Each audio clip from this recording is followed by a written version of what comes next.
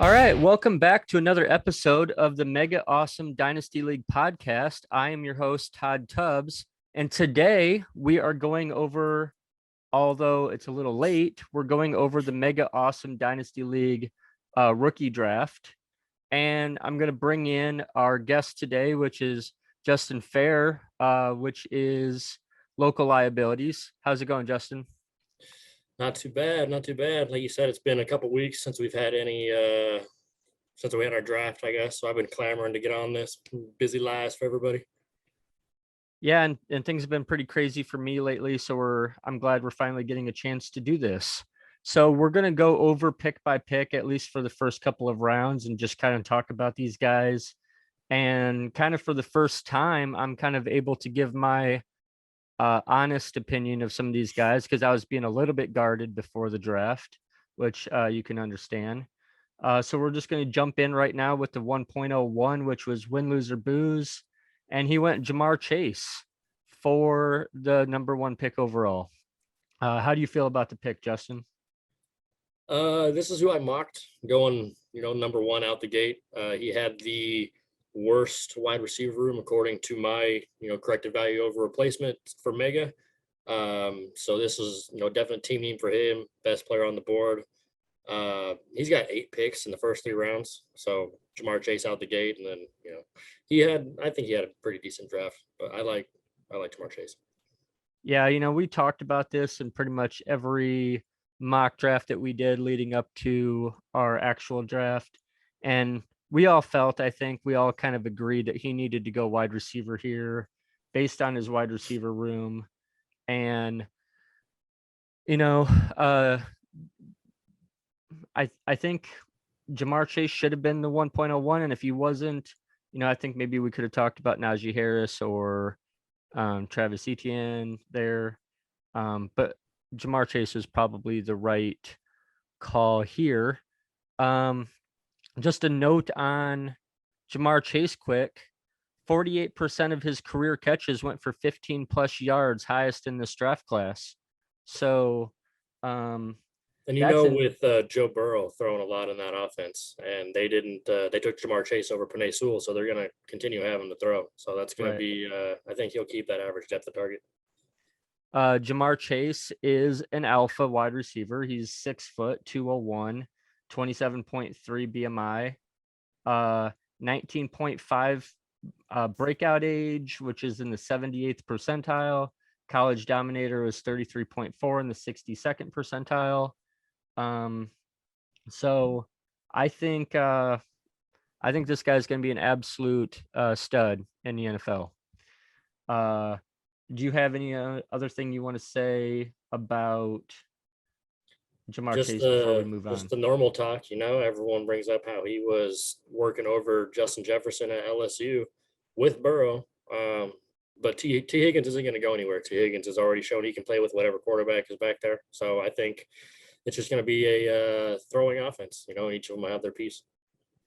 Right. And, here's the thing with alpha wide receivers is they don't hit at a higher rate than betas do, but when they hit harder. Mm-hmm. So, when betas hit, we're looking at those kind of perennial wide receiver 2s, wide receiver 3s. They might have an occasional wide receiver 1 season. When we see alphas hit, they hit so hard they're top 5. So these are the guys that we're chasing. So I think Jamar Chase was the correct choice at 1.01. We're going to be moving on to the 1.02. We've got taking Najee Harris at the 1.02. And what were your thoughts on that? So I'm tanking has 6 picks in the first 3 rounds. He also had the 10th best running back room going into the draft. So, Najee Harris, RB1 conversation out of the draft class, takes him off the board. Steelers O-line got a little less strengthful from last season. They lost a couple guys. I know Villanueva left. They lost their center. But he's going to get the workload. Mike Tomlin likes to use one back. So. Yeah, and I like Najee Harris a lot. I think he's going to be a stud there. A 30.9 college dominator rating in the 71st percentile. We didn't see him really do anything at the combine because he wasn't there. So we didn't have a 40 on him. We didn't have speed score. We didn't have stuff like that. But he hit on 5 out of 8 of my markers. So yeah, I think Najee Harris is going to be a good one moving forward. What's up, Taylor? What's up? Taylor just walked in on me. We were just talking about your pick at 1.02 for Mega, and talking about Najee Harris and how he's going to be a superstar. You got anything else on Najee, Justin, before we move on? No, sir. Just that, like I said, Mike Tomlin likes to use one back if he can find it. And when we're looking for running backs, you kind of like to find the ones that are going to get the volume with little to no competition. So like they got Benny Snell, they got James Washington, or it's going to be Najee Harris. So it was a good pick. All right, so let's move on to the 1.03, and this is Travis Etienne going to win, lose, or booze. And here's what I have to say about Travis Etienne is Travis Etienne pre-draft was my number 1 running back in this draft class. He's my favorite college running back going to my favorite NFL team. And when it happened, I wasn't happy. I did not want him going to Jacksonville. I thought we had other needs to address in Jacksonville. I've kind of, palmed on that a little bit. I'm glad he's in Jacksonville. I still like Travis Etienne a lot. I think he still might be my number 1 running back in this draft class. I like Najee Harris a lot. But I have to stick with my gut on my pre-draft assessment of these running backs. And sure, we didn't have a couple of markers on Najee Harris coming in, to the draft because he did, like I mentioned, he didn't do the combine. But I have 8 markers, and I know, Justin, you and I have talked about this a little bit, but I have 8 markers that I look at for running backs for analytics. And that is draft capital, day 1 or day 2, a sub 4.640, a plus 100 speed score, a BMI over 29.5, weight over 200, college yards per carry over 6, best receiving season over 25 receptions, and 1,000 total yards as either a freshman or sophomore. Since 2005, only 8 running backs have hit on all 8 markers. That's it. Since 2005, only 8 running backs. Those 8 running backs are Jonathan Taylor, DeAndre Swift, Joe Mixon, Ezekiel Elliott, D'Angelo Williams, Sony Michel, Todd Gurley, and Marshawn Lynch. Out of that entire list, the only one that never really hit was Sony Michel. Okay. We've got Travis Etienne hitting all 8. The only one in this draft class. Even if Najee had done the combine, and even if he had the 40 and the speed score, he still would have missed on freshman yards or freshman or sophomore yards from scrimmage. He did not hit 1,000 yards as a freshman or sophomore. So he would have been a 7 out of 8 guy, which is still fine because here's some other 7 out of 8 guys: Saquon Barkley, Reggie Bush, J.K. Dobbins, Nick Chubb, Leonard Fournette, MJD, Christian McCaffrey, Knowshon Moreno. I mean, that's still a pretty solid list, right? Mm-hmm. Travis and when Etienne. You calculate, when you add in the age factor too, because Najee is an older back. I think he's 25 coming out, and Etienne's younger than that, so you get a few years. Right. And then just situation wise, for me, it's like there's discussion for either one to be number 1. But like I said, Najee is getting that Steelers workload. Etienne is going into this weird, could work, could not, weird utilization, project X, random tool player. Well, we'll see, and they still have James Robinson. Yeah, and I'm not listening to any bullshit about how Jacksonville's going to use him, about how, he's going to be a wide receiver, he's going to be a receiving back, whatever. I mean, it's July. We haven't even seen training camp yet. We haven't seen preseason. I'm ready for preseason. I'm ready for football. James Robinson was fantastic last year, and he set a record for rookie rushing yards with over 1,400 or something like that. But his he doesn't have any draft capital. He's an undrafted. He wasn't even he's undrafted by these guys. Draft capital talks. This is a new regime in Jacksonville. Travis Etienne now has first round draft capital. James Robinson's still going to be very involved. I'm not down on James Robinson at all, but it's only going to be a matter of time before Etienne's running circles around him. They might start him as this wide receiving back, but it's not going to last. Eventually, Etienne, it may not be year one, maybe even year two, but eventually that's going to be Etienne's backfield. He's going to have it to himself. Some other things on Travis Etienne: second most receiving yards after the catch in 2020 was 646. That's why they're making him a wide receiver. Second most receiving yards after the catch. And because dude wanted Darius Toney. He wanted Darius Toney if he was there. So that's another reason they're trying to utilize him as a wide receiver. This isn't running back. This is the entire draft class. Second most receiving yards after the catch, behind only Devontae Smith. That's it. Yeah, he's a real Alvin Kamara type. All the wide receivers in this draft class, and he's second in receiving yards after the catch. And once he has the ball in his hands, third highest career missed tackle rate in this draft class with 32%, behind only Javonte Williams, who has more missed tackles. I like Javonte too. Force more missed tackles than Travis Etienne. But we've probably gone on about Travis Etienne a little bit too long. So let's move on to the 1.04 wide receiver I just mentioned, Devontae Smith, going to Spiteful Messiahs. What are your thoughts on this pick? So this was a team need for Spiteful. He's got 3 picks in the first 3 rounds. He had the 11th best wide receiver room. He had the 12th best tight end room. And I was flipping tables trying to get this guy to take Kyle Pitts.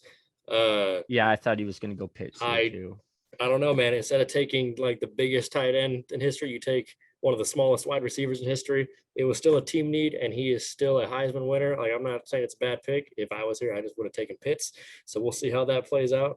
But Devontae Smith, he gets Jalen Hurts, who seems like the Eagles are going to stick with him unless they somehow do something weird with themselves. But I mean, Rager's going to be that field stretcher, the route runner, while Rager's going to move back to the slot. So it could work out, I guess we're just going to see. No one's going to know what the Eagles offense is until season starts. Look, Devontae Smith won the Heisman Trophy. That's a huge deal as a wide receiver, the first wide receiver to do it since Desmond Howard. Go Blue. Here's the thing. Devontae Smith, I mean, listen to this stuff. Number 1 success rate versus press coverage, with a 78.9% success rate against press coverage. That's number 1 in the draft class per reception perception. Number 2 in career 20-plus yard catches amongst draft eligible wide receivers. Number 1 in receiving yards after the catch in 2020. Number 1 in yards per route run with 0 screens in 2020. Most receiving yards since 2019 with 2,752, with 1,560 of that being after the catch. Highest graded season by an SEC wide receiver in playoff era per Pro Football Focus.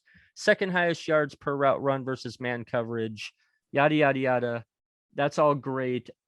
I don't love Devontae Smith just because of his size. He's too small for me. I'm sure he's going to be great. I hope he's great.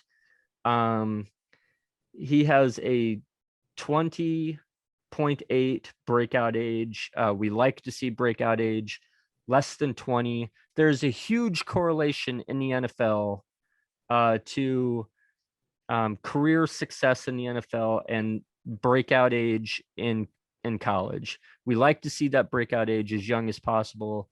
His was over 20. I don't want to hear it's because he played at Alabama. That's got nothing to do with it. I don't care that Judy was, all these other wide receivers, Judy and Ruggs and everybody was in front of him. He should have had an earlier breakout age. Plain and simple. He does have a 51.3 career college dominator rating. That's in the 96th percentile. That's really impressive.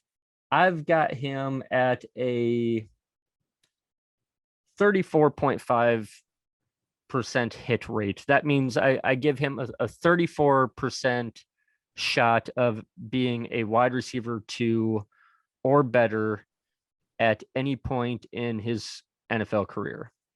That's not terrible. I mean, that's, a little better than a 1-in-3 shot. So I hope he proves us all wrong. I hope he's fantastic in the NFL. But that's my thoughts on Devontae Smith. Yeah, like I said, tight end was his biggest team need. He had the 12th worst, but wide receiver was 11th, so it wasn't a horrible pick. He had a team need, and it's a Heisman winner. He just talked him up all crazy, so not a bad pick. All right, let's move on to the 1.05 Crown Royal Knights with their first pick in the first round took Javonte Williams. And what are your thoughts on this pick here? So this guy, Crown, he's got 7 picks in the first 3 rounds. He had the 11th best running back room. So he goes with Javonte Williams. There was a lot of discussion about Javonte Williams in different spots in the top 3 backs in this class. He goes into Denver, where between Drew Lock and Teddy, it'll probably be a 1-year run, and they'll probably have a different quarterback, whether it's Rodgers or somebody. That's just my prediction. I don't know. And then Melvin Gordon, who is aged and had a DUI, which they still have to do some news with, whatever, a couple games, whatnot. But Right. I feel the earlier Javonte Williams gets more and more share, it's in his favor. So, yeah, this is a good pick. Yeah, I really like Javonte Williams a lot. I think he's going to be taking over the backfield in Denver sooner rather than later. He hits on 6 out of 8 of my running back markers. The only thing Javonte Williams misses on is he kind of barely misses on the 40 time because I've got him in at a 4.62. His pro day time, because we didn't have a combine this year with accurate numbers. There's always 0.05 added to their official pro day time. So I think he ran like a 4.57. So we bumped that to a 4.62, which means he just barely misses the 40 time by 0.02. And he also just barely misses speed score by a 96.6 speed score. He needed over 100, barely misses that. With those 2 things, he'd be an 8 out of 8 guy. So I really like Javonte Williams a lot. We've talked about his missed tackle rate. He has the highest career missed tackle rate in this draft class, tied for most missed tackles forced in one game with 17. Trey Sermon in this draft class also did that. 17 missed tackles in one game. That's impressive. He's gained a first down or touchdown on 131 of his 322 carries since 2019. That's a 40.7% rate. That's the highest rate amongst running backs, is 200 plus carries. So you can't sleep on Denver. I can't remember what their O-line was graded, but they actually have like a decent O-line. Yeah, I like Javonte Williams a lot. So if you don't have anything else on Javonte Williams, let's move on to Kicker Lover at the 1.06, taking Kyle Pitts. The rich get richer at tight end because he's already got Travis Kelce and something else. But he kind of positions himself in for the future with Kyle Pitts. So what are your thoughts on this draft pick here? Like you said, the rich get richer. He's got the tightest end in the league. Kyle Pitts, perennial prospect. He's got Kelce. He's got John Smith. He's got fucking Jared Cook. So he's strength, sharpen the saw. Yeah, and I mean, what can we say about Kyle Pitts that hasn't already been said? fourth highest career grade in the red zone from 2021 draft eligible wide receivers, longest wingspan of any wide receiver or tight end in the NFL in the last 20 years, best yards per completion of all college tight ends ever with 40 plus receptions. You know, highest score of any wide receiver in this draft class, most contested catches over the last 2 seasons. Yeah, I mean, this guy is going to be an absolute stud at tight end. And then with Atlanta, they got rid of Julio, so there's more targets. And then, him being able to play wide receiver, he's probably 100%. He's more athletic than Russell Gage and Olamide Zaccheaus. Just however they're going to split that up, we'll see when season starts. But for him being dual position, he's good for fantasy. All right, so let's move on to the 1.07. This is Crown Royal Knights' second pick, and we get our first IDP off the board with Dallas linebacker Micah Parsons. So this is Crown's second pick. He had the 10th best linebacker room. I was hoping Parsons fell to me. If he did, I was going to take him. Between Micah Parsons and Jamin Davis, discussion for either one being number one in the class. You prefer Micah Parsons. I honestly do too. The Cowboys took a few linebackers in the draft. They took, Parsons. They took Jabril Cox. They have Leighton Van Der Esch, who's probably going to be gone next year, if I had to guess. They got Jalen Smith. So Parsons is probably going to be on the field out the gate just because he has the draft capital. But Parsons is a good pick. Hit a team need. So yeah, full disclosure, now that I can actually say this, Micah Parsons was not my number one linebacker in this draft class. Nice. Is it Jamin? Wasn't Jamin Davis either. Oh, it was Zaven Collins. I'll take it. And I really like Zaven Collins a lot, but we're not talking about Zaven Collins right now. We're talking about Micah Parsons being drafted at the 112. He hits on 11 of my linebacker markers, which is the second most in this draft class. And he has a 94.8 run defense grade in 2019. That's the highest ever by a college linebacker. He also is the top graded linebacker per Pro Football Focus in 2019. So if he's not the number one linebacker in this draft class, he's still going to be really, really good. 40 percentile of 100. Nobody faster in the draft class than Micah Parsons. You got anything else on Parsons before we move on? I do not. All right, we're back to I'm tanking at the 1.08 and taking Trevor Lawrence. So this is his second pick. He had the worst quarterback room coming into the draft. So he only had Joe Burrow and Mitch Trubisky. So he takes Trevor Lawrence. I mocked him too. This guy has Peyton Manning and fucking Andrew Luck comparison. Just that perennial quarterback prospect coming in. He's been touted as the number one since high school. So 10-year pick.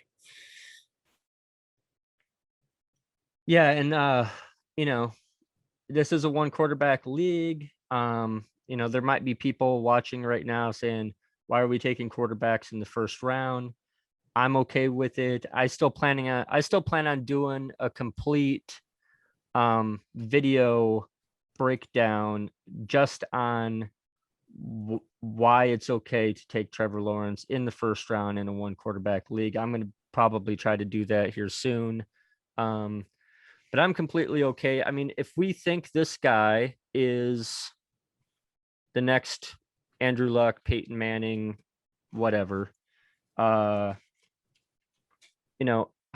being 2020, if we had a chance to redraft the 2018 draft class, are you in a one quarterback league? Are you telling me Patrick Mahomes is not going in the first round? Knowing what we know now, are you telling me he's not going to go in the first round? Just by the way you see startups going, right.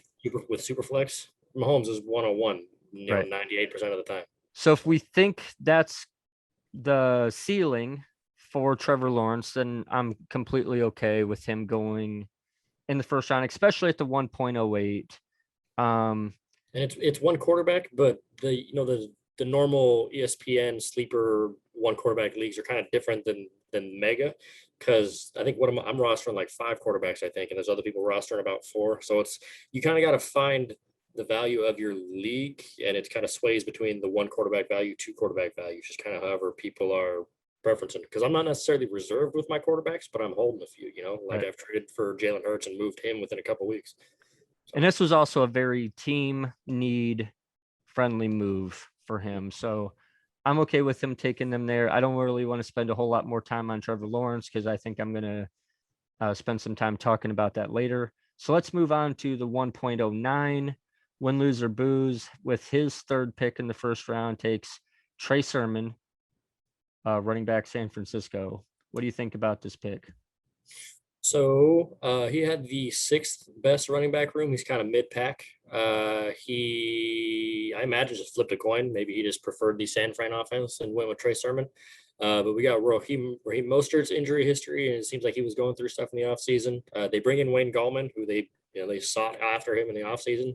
But I think Trey Sermon comes in, as long as he stays healthy, he's going to be a good fantasy asset. So I think he took a running back. He took one off the board. Yeah, I'm okay with it. Trey Sermon, I like him. These Ohio State running backs, if we can call him that, he was there for one season, but they tend to have some success in the NFL. For me, he only hits on 4 out of 8 of my markers, so I'm a little down on him analytically for that. But he's got solid athleticism. He's got a 9.66 athleticism score, which is the second highest uh, for the running back draft class. Um, I probably like Michael Carter better, but I think it's personal preference here. If he likes Trey Sermon, then I understand taking Trey Sermon here. So, all right, we are going to go to the 110, which is your first pick in the draft. And speaking of Michael Carter, you get Michael Carter. So, Yeah. give me So your thoughts on your pick there. So I had worst running back room coming in. I got 12th. I wanted Micah Parsons to fall. Didn't think he would. I thought about Jamin Davis here, but I figured between the remaining like top 4 linebackers or the remaining 3 top 4 linebackers, I could get one. So I went with Michael Carter. I like Adam Gase being gone from the Jets, and Robert Saleh I think is a good defensive coach. I think he's going to let his offensive coordinator just kind of run things. But all Michael Carter has to beat is Tevin Coleman and Ty Johnson. So Tevin Coleman might get a few goal line carries here and there, but I think Michael Carter is going to be the one to get it done. Hopefully, knock on wood. Speaking of Tevin Coleman, I think Michael Carter is Tevin Coleman's ex-teammate Devontae Freeman. I think Michael Carter is Devontae Freeman. I think we're going to see him have Devontae Freeman kind of success. And if that's the case, we saw Devontae Freeman not only be a running back 1, but we saw him be the running back 1 not all that long ago. And he had consistency. He had a couple years as like top 10 back. Yeah, Michael Carter hits on 5 out of 8 of my markers. I like that. I wish he would have had a day 1 or day 2 draft capital, but he gets drafted at 4.02, which is right around where Devontae Freeman got drafted.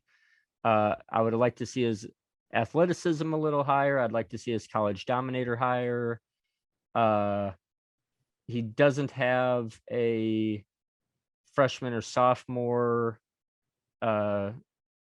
scrimmage season over 1,000. That's all fine. Here's what he does have. He's number 1 with 29 runs of 20 plus yards over the last 2 seasons. Of all running backs in this draft class, he's number 1. He also has the most 15 plus yard carries last season. That's basically the same thing I just said. So that's not really that different. But I like Michael Carter. I think he's going to be good. I said leading up to the draft and in every mock draft video we did, I said Michael Carter is a discount Javonte Williams. If you have to pay top 5 for Javonte Williams, but you can get Michael Carter at 10, that's a good discount to me. I think they're a lot closer in talent than people want to admit they are. Well, I mean, they split back at North Carolina, so obviously neither one could overtake the other. Right. All right, let's move on to the 111 and Jalen Waddle. I feel like we're going to have a couple of things to say about this pick. So, what do you think about Crown Royal Knights with their 3rd pick in the 1st round getting Jalen Waddle at 111? So I can't remember how my mock went after the first couple of rounds, but I want to say Jalen Waddle was one of the people I had fallen. And so for him down here at 11, I think is, kind of good value. He had the 6th best wide receiver room going in, so he's mid-pack. He gets the Waddle goes to Miami where he gets the Tua tie. There's not really a clear number 1 there. They bring in Will Fuller. They have Jalen Waddle. They have Devontae Parker, who people might say is the one who's probably going to act as the one. And then between Will Fuller and Jalen Waddle, we'll see who's the field stretcher. But yeah, I like the connection between Tua and Jalen Waddle. So we'll see what happens there in Miami. This is a good pick. Like I said, I think he got Waddle later than other people have taken Waddle. So yeah, Waddle actually fell to the 2.02 in our extreme draft. And if I'm being completely honest, I'm not a Waddle fan at all. I don't like him. I don't want him. I don't want anything to do with him. He does have an injury history too. Sure, he was taken at the 1.06. He's got the draft capital.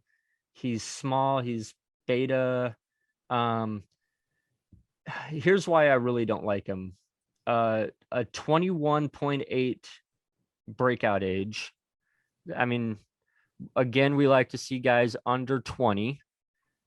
This has a huge correlation to their success in the NFL. Huge correlation. A 21.8 breakout age. He's almost 22 before he broke out in college. And never had higher than a 24.1 college dominator rating in the 32nd percentile. Breakout age plus college dominator rating equals success in the NFL.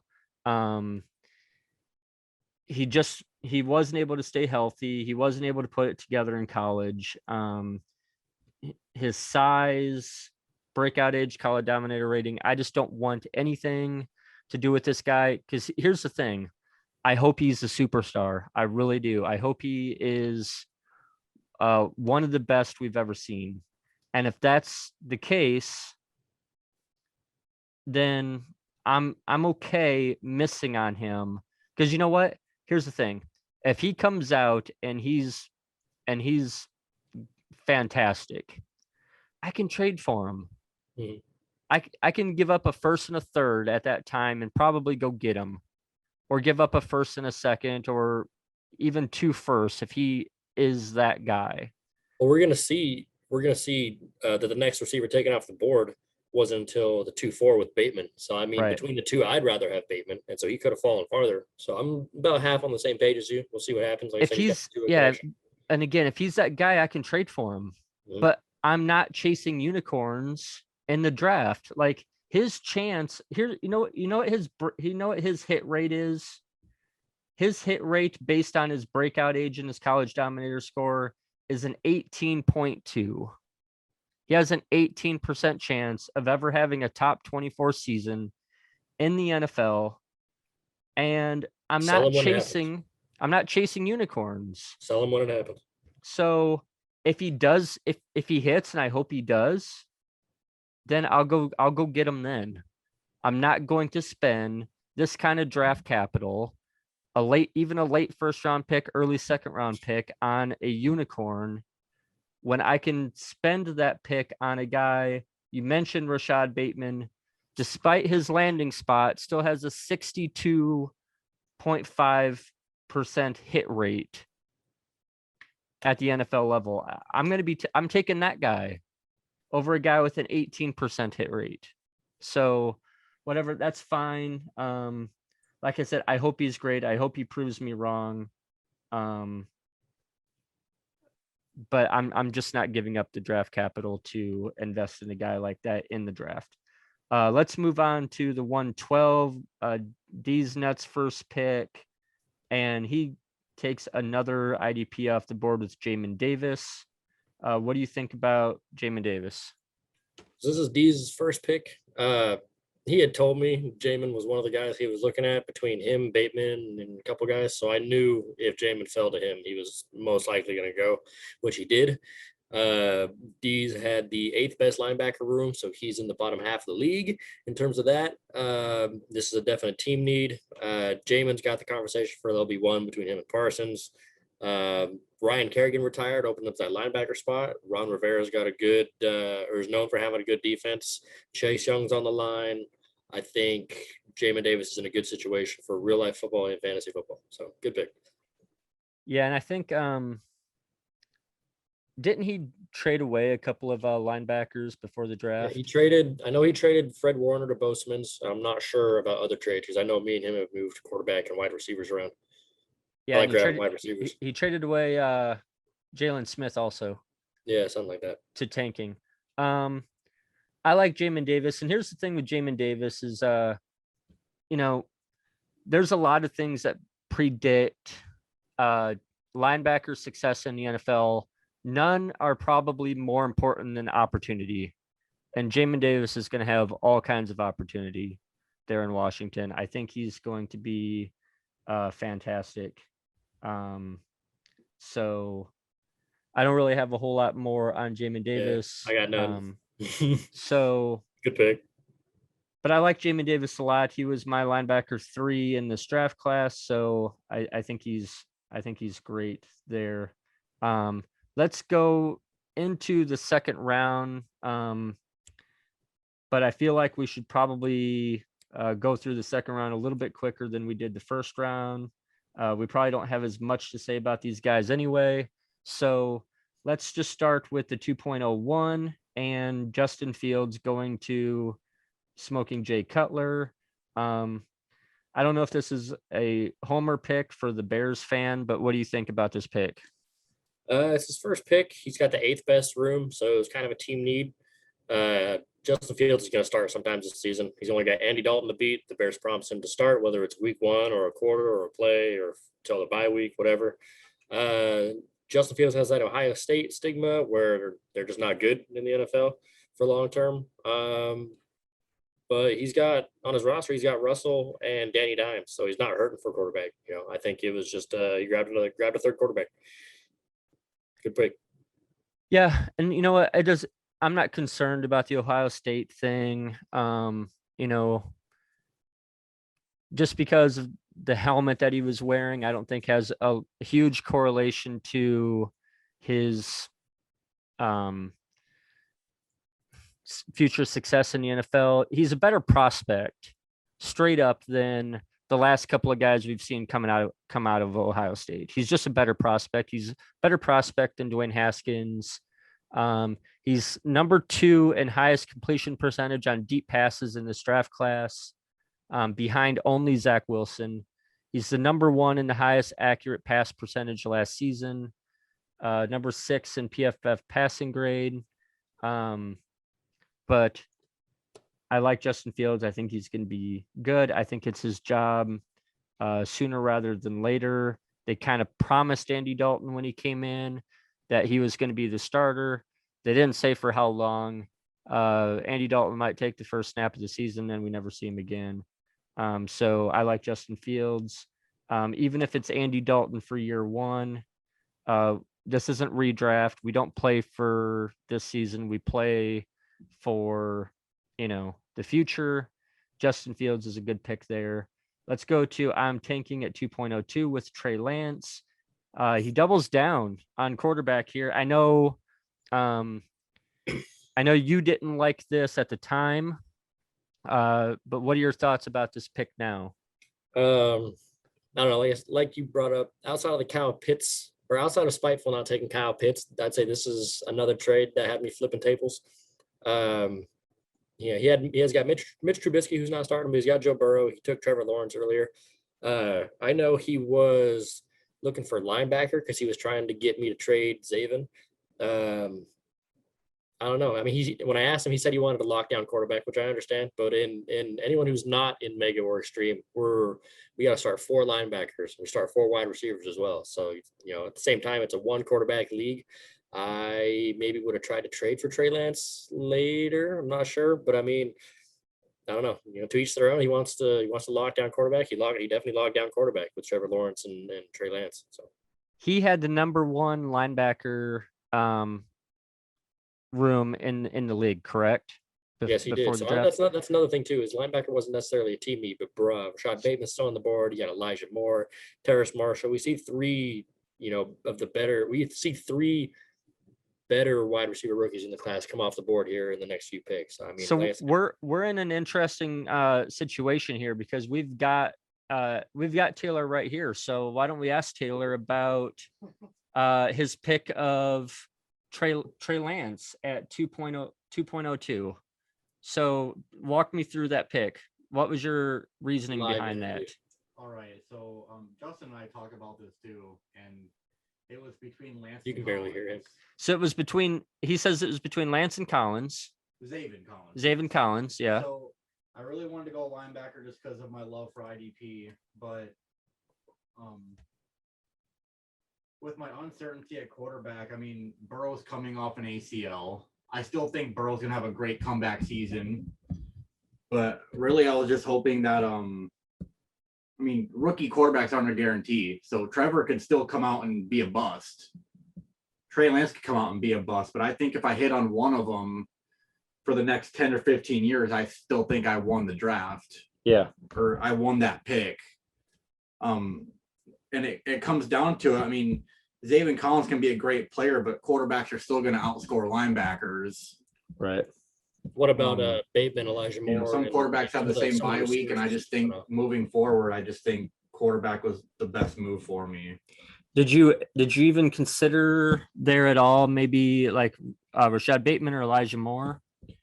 I didn't like Bateman's landing spot, and I didn't like Elijah Moore's landing spot. Okay. I didn't like the landing spots for the receivers in this draft. You wanted a lockdown quarterback, and that's fair. That's fair. So, let's talk about Zaven Collins going to you at 2.03. We mentioned how I said pre-draft Zaven Collins was my linebacker 1 in this draft class. So what were your thoughts? Why did you take Zaven Collins there? And what do you think? So I took Michael Carter with the previous pick because I had the 12th best running back room. I also had the 11th best linebacker room. And part of the reason me taking Michael Carter was because I gambled on getting a linebacker here, which I did. I got Zaven Collins. He goes to the Cardinals defense. They took Isaiah Simmons last year, who they're having do some hybrid safety linebacker position. They got Jordan Hicks. They brought in JJ Watt. So they're doing a bunch of stuff for their defense. And, Zaven Collins is a top 3 linebacker in the class. He got arrested for speeding, which, I've got speeding tickets. Who cares? I had a team need here, so I got Zaven Collins. Yeah, I'm not concerned about his off-field problems at all. I still like Zaven Collins a lot. 3rd highest pass rush grade in the draft class. But I think this is important. Number 1 career coverage grade with a 93.6, highest of any draft eligible linebacker. Not this year, ever. Number 1 career coverage grade, highest of any draft eligible linebacker ever, with a 93.6. Which linebacker prospect? It might be Zaven. I can't remember. Which linebacker has consecutive plays without a penalty in coverage? Yeah, he did not commit a penalty across 3 seasons. I couldn't remember if that was Zaven or not, honestly. And here's why that's interesting. Because I just mentioned his career coverage grade, 93.6 being the highest ever. So he spends a lot of time in coverage and never drew a penalty in 3 seasons. 2,042 snaps, no penalties, in coverage, doesn't matter. No PI calls, nothing. The other thing with Zaven Collins is Most interceptions in 2020 amongst linebackers, he's number 2 with 4 interceptions. So he's a fantastic coverage linebacker, but I don't think we should consider him as only a coverage linebacker. I think he is he's just a good overall linebacker. So let's talk about 2.04 Spiteful Messiahs going Rashad Bateman. I think this is a fantastic value for Spiteful Messiahs. He clearly felt like he needed to fix his wide receivers in this league, going Devontae Smith in the first round, coming back with Rashad Bateman in the second round. I'm going to tell you what, I had a plan in Extreme to draft. This was pre-draft. This was before his landing spot. I had the top 5 picks in the draft. I was going to take Rashad Bateman at the 1.05. That was my plan. Before the NFL draft, Rashad Bateman was my 1.05. I was able to get Rashad Bateman in that same league at the 2.06, a full round discount.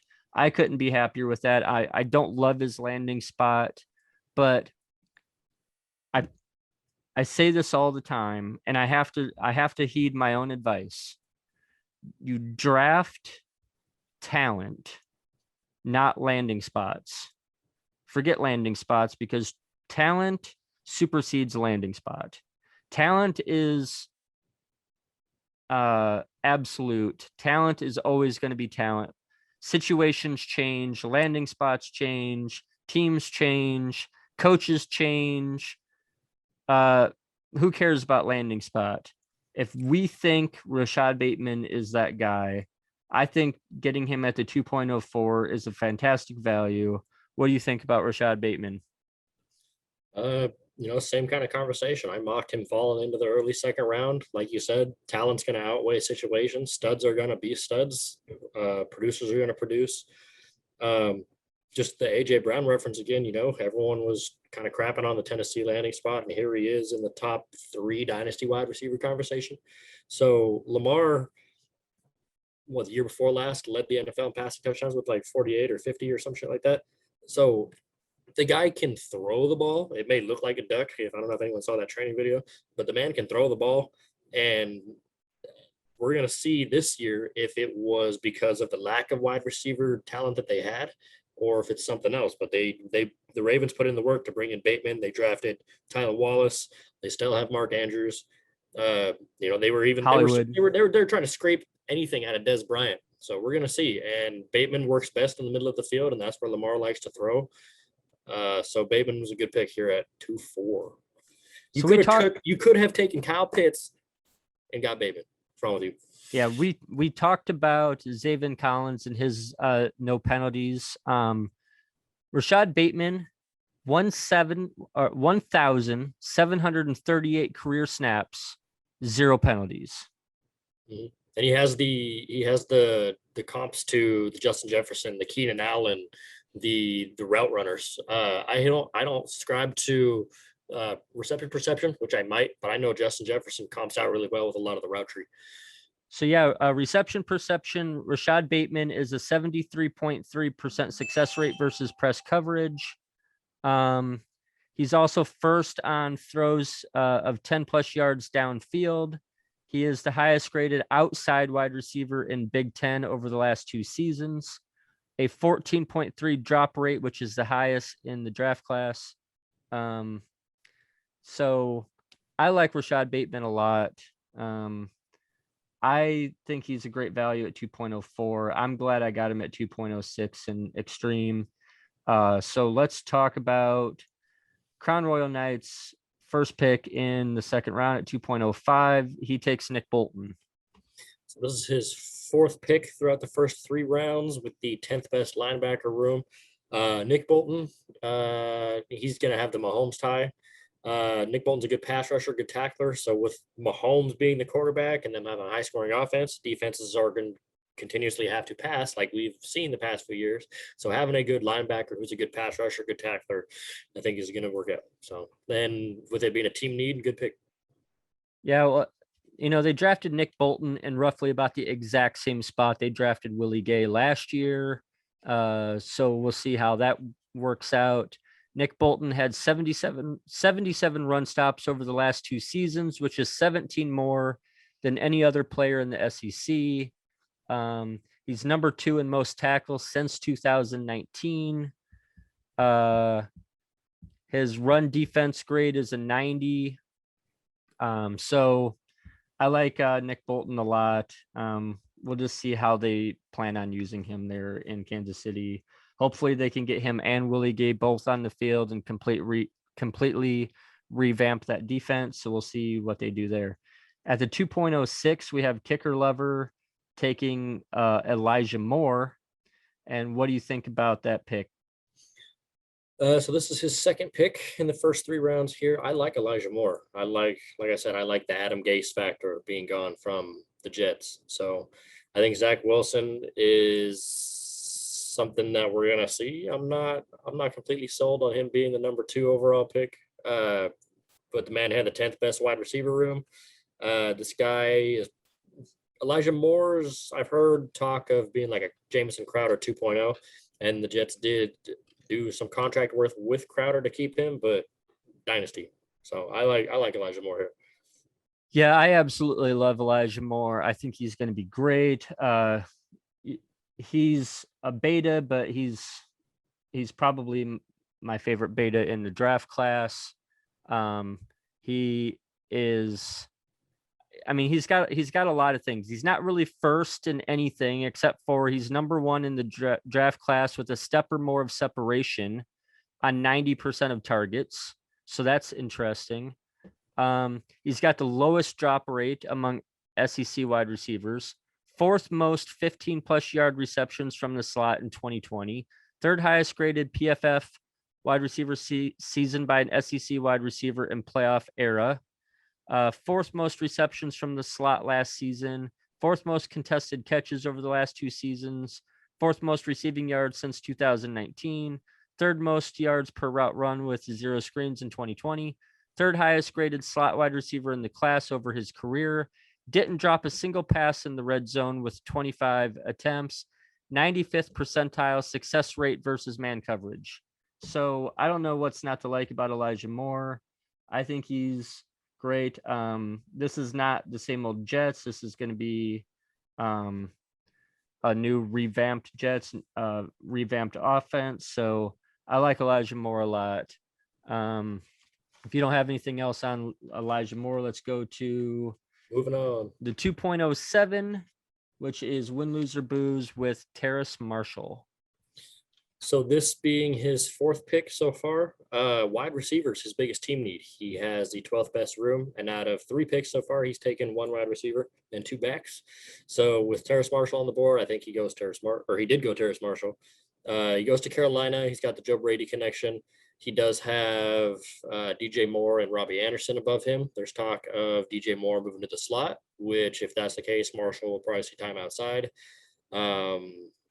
He's an alpha wide receiver, I think it was a good pick. I think he may see more value outside of year 1 than he does in year 1. Okay. Yeah, I like Terrace Marshall for all the reasons that you said. He has the highest catch percentage on contested targets since 2018. Among the 2021 draft eligible wide receivers, 5th most contested catches over the last 2 seasons, has perfect 158.3 passer rating when lined up outside over the last 2 seasons. Number 3 highest career grade in the red zone, didn't drop a single pass in the red zone with at least 25 targets. Alpha, he has the size. I like Terrace Marshall. Let's go to the 2.08. This is Vontae Mack, no matter what. It's Vontae Mack's first pick, and he goes Vontae Mack at linebacker. Jeremiah Owusu-Koramoah at linebacker. Both, Cleveland linebackers. One's real, one's fictional, but who's counting? So what do you think about Owusu Kormoa at the 2.08? So his first pick, linebacker room, was ranked 9th at everyone, so it is a team need. Between Nick Bolton and Owusu Koromora, there was discussion back and forth for linebacker 4. Jock goes to Cleveland, where they got Myles Garrett on the line. They got Denzel Ward in the backfield. Browns are they went to the playoffs, so technically they're a Super Bowl window team. They knocked Steelers out of the playoffs in a playoff game. So their defense isn't bad, and I can't off the top of my head think of any other linebackers Cleveland has. So he might actually fill a team need on the NFL side of it. So I like Jeremiah Owusu-Koramoah. I think it was a good pick. Hit a team need. That's what it is. Yeah, I like Owusu Kormoa. Also, I kind of have him and Nick Bolton pretty equal. Maybe a 3A to 3B situation. He has the number 2 highest slot coverage grade in the FBS in 2020 as a linebacker per PFF. I like Owusu Kormoa. Athletic freak. Just so let's see, athleticism score of an 8.71. We saw him with a burst score of 124.1. 3-cone drill in the 93rd percentile. Just crazy. So I would have liked to have seen him get higher draft capital, but he still got drafted in the 2nd round. So let's go to the 2.09 win, lose, or booze. On the board again, takes Amon-Ra St. Brown. So for his 5th pick, again, he hits that wide receiver room. Lions take this guy without a already set wide receiver 1. They got Brashad Perriman. They got Quintez Cephas. They got Terrell, or that guy that's been bouncing around between the Raiders and the Tyrell Edmonds or Tyrell something. Can't think of his name for some reason. Yeah, so they don't have established Tyrell number Williams. Yeah, they don't have established number 1 yet, and there's already been minicamp talk of them moving Amon-Ra up and down the line, XYZ weapon. Goff has been talking to him about stuff he would do with Cooper Kupp. So if the Lions are going to be the Lions that we know and always having to play catch up and actually try to win games, then they're going to have to throw the ball. So I like Amon-Ra St. Brown. I think this was a good pick here, especially since he's hammering his wide receiver need. So yeah, it was a good pick down here in the 2nd round, late 2nd round. Yeah, I like Amon-Ra St. Brown. Also, he definitely has the opportunity. Like you said, he really doesn't have a whole lot in his way there in Detroit right now. He is an alpha. He's a little bit on the smaller size for an alpha, but he's still an alpha. 18.9 breakout age in the 93rd percentile. I would have liked to see his college dominator rating a little bit higher with a 33.1, which is only in the 60th percentile. But I like Amon-Ra St. Brown. I think he's kind of got some Golden Tate comps. Brandon Lloyd, if you remember Brandon Lloyd with Denver. So I think that's Amon-Ra St. Brown. Let's talk about I'm tanking at the 210, getting Rondale Moore. So for his 4th pick, like we talked earlier, he's gone quarterback twice. He took a running back. He has the 8th best wide receiver room. So it is a team need since he's in the lower half.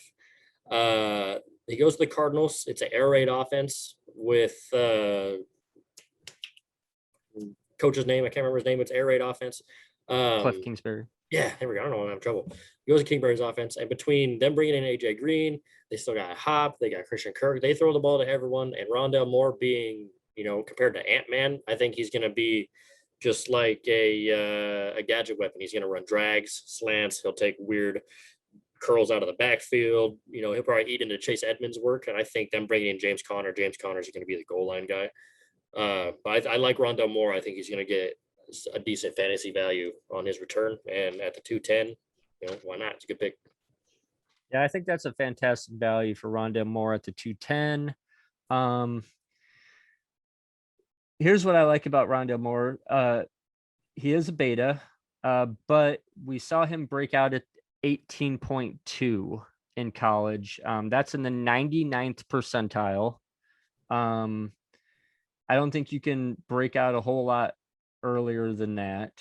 A 36.7 college dominator rating in the 72nd percentile. He is the second highest graded slot wide receiver in the draft class. So I like Rondale Moore a lot. I think it's an incredible value to get him all the way down at the 210. And I think if Rondale Moore's a hit, I think Christian Kirk is out. yeah. Yeah. Yep. All right, let's talk about the last two picks in the second round here, both win, lose, or booze. Taking Kadarius Toney and Zach Wilson at 11 and 12. Yeah, so again with the wide receiver room, he takes Kadarius Toney. This is who I'm not sure if the Giants should have taken Toney, since they have a few wide receiver options between, signing Kenny Golladay for like 17 mil. They got John Ross that they brought in. They got Sterling Shepard. They got Darius Slayton, Saquon Barkley coming back, Evan Ingram at tight end. So they have a lot of targets that he's walking into. But he's fast. He's kind of like a gadget player. Urban Meyer wanted him over ETN. So we're gonna see what that Giants offense is, because no one really knows, with it all kind of forming its own shape here. So we'll see. Yeah. I'm not going to spend a lot of time on Kadarius Toney. I like him even less than Jalen Waddle. I don't think he's going to be anything. Again, I hope he proves me wrong. Beta size didn't break out until he was 21.6 years of age. Doesn't even have, he had a 30% college dominator with a 23.7 college dominator rating. At least with Waddle, you can make the argument that he was in Alabama and had that crowded wide receiver room in Alabama with all those other guys that we've seen in Alabama over the last couple of years. What can you say was in Kadarius Toney's way? What was stopping Kadarius Toney from breaking out, from having a higher college dominator rating, other than the fact that he transitioned from quarterback to wide receiver? I was gonna say, because he played, Kyle Trask was his quarterback, right? And it was just him and Kyle Pitts. And that Pitts, was the thought that I brought up. I was like, you have all these, the Alabama conversation with all the wide receivers. Like, Kadarius Toney was the only wide receiver, and he just had to compete with Kyle Pitts. Like, they're gonna double team Kyle Pitts being that good. You gotta find some way to get some domination. That's what I brought up. I love his tape. His tape is fun to watch, but analytically, no, thank you. Again, if he hits, I'll trade for him. I'll trade for him once he hits, but I'm not gonna spend the draft capital on a possibility of him hitting, especially at that low percentage chance that he actually has to ever be a top 24 wide receiver in fantasy football. So all the weapons in the Giants too is the biggest thing that was kind of deterring me. Oh, that's too much of a mess. Like I said, I'll trade for him if I really want him. Yeah, let's talk about Zach Wilson real quick and get out of here, because this is running a little bit long. So what are your thoughts on Zach Wilson?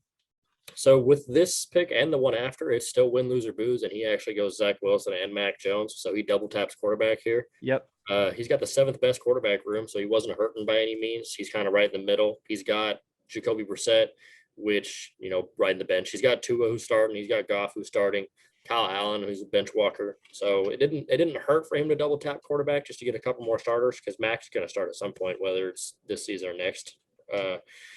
But the Jets, and I'll say it again, they don't have Adam Gase, so they're rolling with Zach Wilson in the Robert Saleh scheme now. I think I'm not sure what to say on Zach Wilson. We're going to see what happens when the season starts, and with him double tapping Mac Jones, I think he's good at quarterback for a second. Yeah, and Zach Wilson has the number 1 highest completion percentage on deep passes of 20 plus air yards in FBS quarterbacks since 2000, and in 2020 was 62.5. highest PFF passing grade in a single season since 2014, least amount of turnover worthy plays in 2020 with a minimum of 250 attempts with only 4. He's 20 out of 27 completion percentage on throws that traveled over 30 plus air yards in 2020, best by any FCS quarterback since 2012. So I like Zach Wilson. There's a reason why he's the second overall pick in this draft class. And I think it's a good discount when you have to spend a late first round pick on Trevor Lawrence, but you can get Zach Wilson at the end of the second round. I think that's a good discount there. That's what I kind of brought up, was like, it didn't hurt for him to double tap quarterback down here at the 2-3 turn, as opposed to tanking, he didn't double tap, but I mean, he got, Trevor in the late first and then went Trey Lance again in the early second. Right. But people got their own pathway to victory. All right. Well, that is the first 2 rounds of the Mega Awesome Dynasty League draft. I think, a lot of the draft picks were to be expected. Real quick before we get out of here, Justin, if you can, is there anybody you think had an exceptional draft? Anybody you think, maybe in your corrected value of a replacement, who benefited the most? Who had the best increase in value before the draft, value after the draft? Is there anybody that, in terms of overall roster, maybe rose a couple of spots after the draft? Well, I haven't looked to see actually who moved the most, but Das Raderhawk before and after the draft is still the number 1 overall team. He's got number 1 running back room, wide receiver room. Let's see, win, lose, or booze. Since he had so many picks, he moved up from the 12th overall to the 8th overall. D's moved down from 2 to 4. People just kind of slid around the middle. Win, lose, or booze might have been the biggest mover overall wise, just because he had so many picks. Because everyone that's moved is only by like a spot or 2, and he moved about 4 spots. So. All right. Well, I think that wraps up our draft recap of the first 2 rounds. Off the top of your head, do you know who had the most picks in the draft? I do not. I actually, not off the top of my head, but I can tell you it was you. It was. You had 20 picks.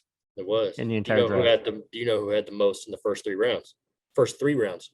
Probably win, lose, or booze. It was still win, lose, or booze. Yeah. Yeah. So the man owned the draft. All right. Well, let's get out of here and wrap this up. So that'll be all for our draft recap of the Mega Awesome Dynasty League. I will see you guys all again soon. We're going to be doing a draft recap of Extreme also here soon. I'm not in that. You're not in Extreme, so you won't be a part of that. But we will be doing a recap on Extreme soon. So as always, just remember, anyone can be cool, but awesome takes practice. All right, see you later, kids.